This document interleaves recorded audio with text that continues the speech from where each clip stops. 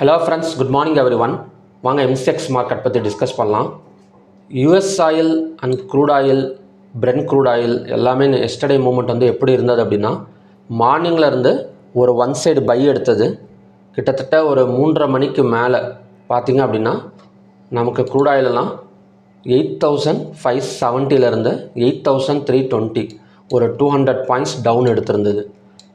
அதுக்கப்புறம் பார்த்திங்க அப்படின்னா ஒரு ரெக்கவரி 8,320 8,424. ஸோ எஸ்டர்டே ஈவினிங் வீடியோவில் வந்து நம்ம எந்த மாதிரி பார்த்துருந்தோம் அப்படின்னா 8,400ங்கிறது ஒரு நல்ல ஒரு சப்போர்ட் அப்படிங்கிற மாதிரி நாம் வந்து பார்த்துருந்தோம்.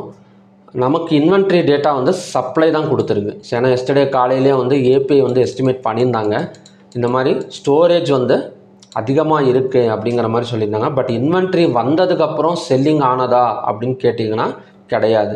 ஸோ இன்வென்ட்ரி வரத்துக்கு முன்னாடி வேணால் நமக்கு வந்து ஒரு 300 பாயிண்ட் இறங்குனதே தவிர இன்வென்ட்ரி டேட்டா வந்ததுக்கப்புறம் நமக்கு வந்து செல்லிங் ஆகலை. அங்கேருந்து பார்த்திங்க அப்படின்னா நமக்கு வந்து பையிங் தான் இருக்குது.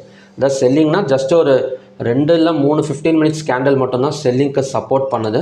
மறுபடியுமே பார்த்திங்க அப்படின்னா பை சைடுக்கு வந்து டர்ன் ஆகிருக்கு அப்படிங்கிற மாதிரி சொல்லலாம். இன்றைக்கி US ஆயில் கிட்டத்தட்ட $1.79 வந்து பாசிட்டிவில் ஓப்பன் ஆகிருக்கு. ஸோ அப்படி இருக்கிறப்ப க்ரூட் ஆயில் வந்து நமக்கு எப்படியும் ஒரு 100 பாயிண்ட்ஸு கேப் அப் ஓப்பனிங் வந்து இருக்கலாம். ஓகேங்களா, எப்படி பார்த்தாலும் எஸ்டர்டே நாம் ஃபிக்ஸ் பண்ண சப்போர்ட்லேருந்து மேலே தான் வந்துட்டுருக்கு அப்படிங்கிற மாதிரி சொல்லலாம். இந்த இன்பிட்வீன் கேப்பில், அதாவது 8,577க்கும் 8,400 இந்த இன்பிட்வீன் கேப்பில் ஓப்பனிங் ஆனது அப்படின்னா இந்த இடம் வந்து டபுள் டாப் ரெசிஸ்டன்ஸாக ஒர்க் ஆகக்கூடிய சான்சஸ் இருக்குது. ஸோ இதுக்கும் மேலே 8,577க்கு மேலே ஓப்பனிங் கொடுத்தா மட்டும்தான் இந்த இடத்துல அகைன் வந்து ஒரு பையிங் கன்ஃபர்மேஷன் வந்து நமக்கு வந்து கிடைக்கும். ஓகேங்களா, ஸோ ஆல்ரெடி நமக்கு வந்து பிரேக் அவுட் வந்து நல்லா ஒர்க் அவுட் ஆகிருக்கு. அதாவது பிரேக் அவுட்டுங்கிறத விட சப்போர்ட் வந்து ஒர்க் அவுட் ஆகிருக்கு. இந்த இடம் பார்த்திங்க அப்படின்னா பேரலல் சேனல் வந்து க்ரியேட் ஆகிருக்கு. உங்களுக்கு ட்ரா பண்ணியிருக்கிறது தெரியுதுங்களா? பேரலல் சேனல் வந்து க்ரியேட் ஆகிருக்கு. ஸோ இந்த டூல் வந்து எப்படிங்க எடுக்கிறது அப்படின்னா, ட்ரேடிங் வியூவில் 2வதுல இருக்கும். ஃபஸ்ட்டு வந்து கர்சர் இருக்கும், 2வதுல வந்து பார்த்திங்க அப்படின்னா டூல் இருக்கும். இந்த டூலில் இந்த பேரலல் சேனல் எடுத்துகிட்டு நம்மளுக்கு எந்த இடத்துல வேணுமோ அந்த இடத்துல ட்ரா பண்ணிக்கலாம். ஓகேங்களா, ஸோ எந்த இடத்துல வேணுமுன்னு கிடையாது, எந்த இடத்துல கேண்டில்ஸ் க்ரியேட் ஆகுதோ அந்த இடத்துல ட்ரா பண்ணிக்கணும். இந்த பேரலல் சேனல் வந்து நமக்கு வந்து பை சைடு பிரேக் அவுட் தான் நமக்கு வந்து கொடுத்துருக்கு இந்த இடத்துல. ஓகேங்களா, ஸோ எஸ்டர்டேவே இந்த இடம் கன்ஃபர்மேஷன் கொடுத்துருக்கு buy side break out. So இன்றைக்கி பார்த்திங்க அப்படின்னா $1.82 பாசிட்டிவில் தான் இருக்குது. ஆல்மோஸ்ட் இது ஒர்க் அவுட் ஆகிடுச்சு அப்படிங்கிற மாதிரி சொல்லலாம்.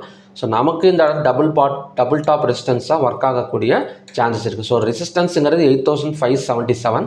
இந்த இடத்துல ஓப்பன் ஆகிட்டு கீழே வந்தது அப்படின்னா அகைன் வந்து இந்த 8,400ங்கிறது நமக்கு வந்து சப்போர்ட் ஜோன். ஸோ 8,217க்கெல்லாம் வருமா அப்படிங்கிறத நம்ம ஈவினிங் வீடியோவில் வந்து பார்க்கலாம். ஸோ மார்னிங்கில் மேக்ஸிமம் நமக்கு வந்து கீழே இறங்கிறதுக்கு சான்சஸ் கம்மி தான்.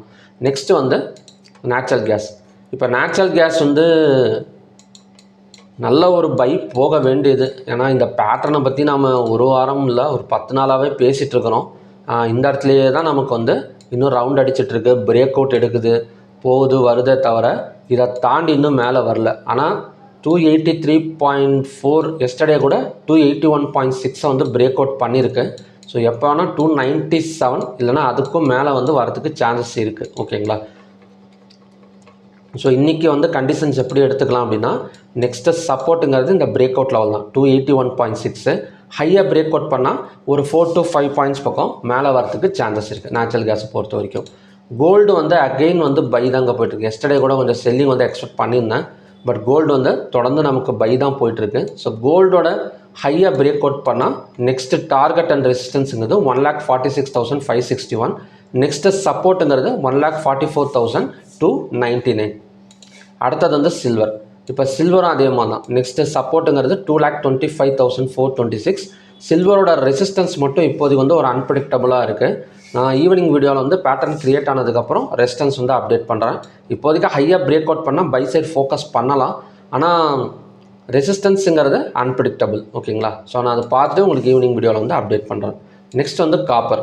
இப்போ காப்பரோட நெக்ஸ்ட்டு பிரேக் அவுட் பாயிண்ட், அதாவது செல் சைடு பிரேக் அவுட் பாயிண்ட்னு எடுத்துக்கிட்டோம் அப்படின்னா 1,333.70. ஸோ இதுக்கும் கீழே ஒரு 5 minutes R 15 minutes candle closing கொடுத்தது அப்படின்னா நமக்கு கண்டினியூஸாக கொஞ்சம் இறங்கிறதுக்கு சான்சஸ் இருக்குது. ஏன் அப்படின்னா இந்த இடத்துல ஒரு ரெசிஸ்டன்ஸ் எடுத்துகிட்டு நமக்கு வந்து இறங்கியிருக்கு. இந்த இடம் பார்த்திங்க அப்படின்னா ஒரு ஹெட் அண்ட் ஷோல்டர் பேட்டர்னும் கிரியேட் ஆகிற மாதிரி தெரியுது. ஓகேங்களா, இன்னும் ரைட் ஷோல்டர் வந்து கிரியேட் ஆகலை.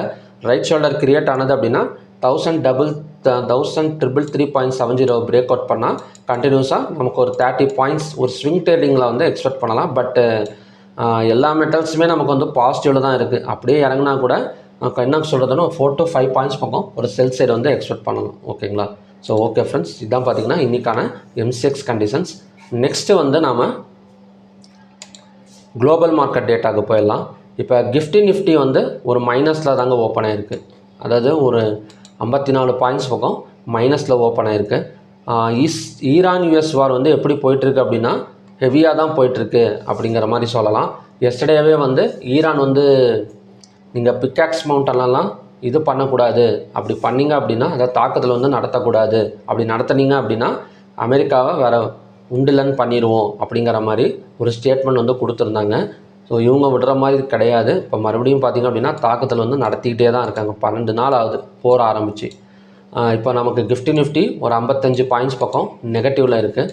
MSCI குளோபல் இண்டெக்ஸ் எல்லாம் பார்த்திங்க அப்படின்னா ஒரு 3.47 பாயிண்ட்ஸ் வந்து ஒரு பாசிட்டிவில் தான் போயிட்டுருக்கு. ஓகேங்களா, நெக்ஸ்ட் வந்து ADR வேல்யூஸ் எடுத்துக்கிட்டோம் அப்படின்னா நமக்கு டேமேஜ் ஆனது டாக்டர் ரெட்டி லேபார்ட்டரிஸ். எதனாலங்கிறது தெரியும். நிஃப்டி ஃபார்மா, அதாவது ஃபார்மா செக்டார் மேலே 200% வரைக்கும் டேரிஃப் போட போகிறேன். எப்போ அப்படின்னா 2 வருஷம் கழிச்சு, இப்போ கிடையாது, 2 வருஷம் கழித்து போட போகிற டேரிஃபுக்கு இப்போவே ரெட்டி லேபார்ட்டரிஸு ஒரு 10% ADR வந்து டவுன் ஆகிருக்கு அப்படிங்கிற மாதிரி சொல்லலாம்.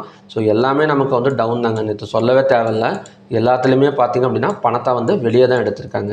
ஓகேங்களா, ஸோ இன்றைக்கி வந்து சென்செக்ஸ் எக்ஸ்பைரினால் லோவை பிரேக் அவுட் பண்ணால், அதாவது எஸ்டர்டேவோட லோவை பிரேக் அவுட் பண்ணால் கொஞ்சம் கீழே இறங்கிறதுக்கு மறுபடியும் சான்சஸ் வந்துருக்கு. இதோட லெவல்ஸ் வந்து எஸ்டர்டே ஈவினிங் வீடியோவில் வந்து அப்டேட் பண்ணியிருக்கேன். ஸோ அதை வாட்ச் பண்ணுங்கள், ரொம்ப யூஸ்ஃபுல்லாக இருக்கும். ஸோ ஓகே ஃப்ரெண்ட்ஸ், மறுபடியும் பார்த்திங்க அப்படின்னா இன்னொரு நல்ல ப்ரிடிக்ஷன் வீடியோட நான் உங்களை மீட் பண்ணுறேன். Thank you very much.